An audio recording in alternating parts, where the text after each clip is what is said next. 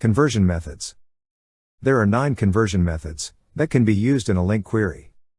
These are, as enumerable, as queryable, cast, copy to data table, to array, to dictionary, to hash set, to list, and to lookup. In the next videos I will explain these methods. But before that, let's understand what does conversion mean. Conversion is the process of transforming data from one type to another. This can be useful when you need to manipulate or work with data in a different format than it is currently in.